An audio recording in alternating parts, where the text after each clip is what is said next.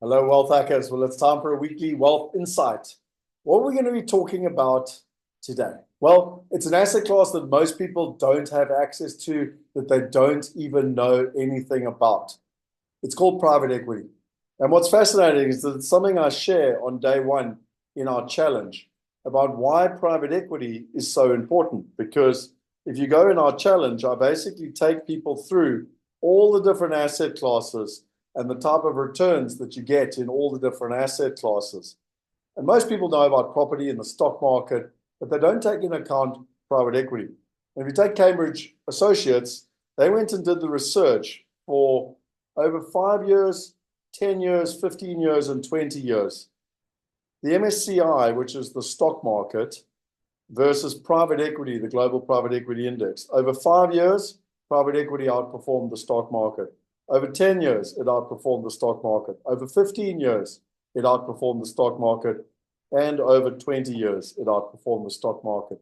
What about research from Bloomberg, Barclays, and Cambridge Associates? So by the way, this is interesting because it's over a 25-year period.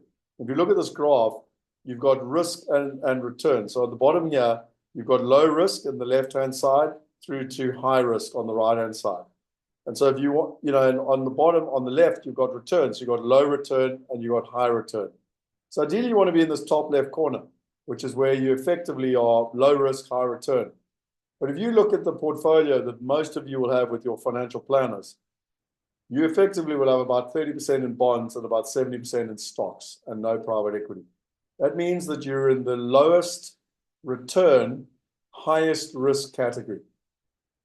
By having just 20% in private equity, you will literally have the highest return with the lowest risk. So do you want to have high return, low risk, or do you want to have low return, high risk? Like, which one do you want? And hopefully, logically, you want, low risk, high return in terms of that process. So this is private equity. Again, we teach people what that asset class is, how you access private equity. Again, it's the proverbial needle in a haystack because private equity is massive. You could loan money to your mate who's starting a company, and some people would deem that as private equity. And then there's really highly sophisticated private equity in the institutional space. Now, if you click on our link below, you'll literally go to Wealth Migrate, and you can see we've actually got a private equity opportunity in England right now, which is a fascinating company.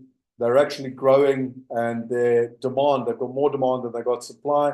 So they need growth capital to grow the company. It's the typical private equity where private equity is brought in to grow the capital, grow the company basically, and then to earn really good returns. Often private equity doesn't earn an income. It only has a capital growth, but in this opportunity, it's got a 5% preferred return. And the total return you're looking at is about 30% IRR per year. That's the targeted return, with a 5 to 7 year term and 3 times your capital. So, you're expected to get 3 times your capital back.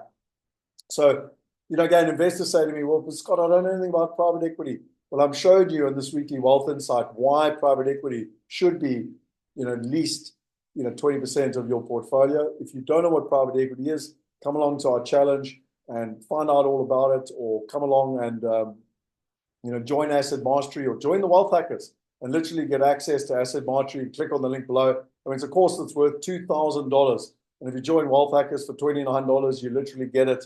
And you can go and learn all about private equity and 15 other asset classes.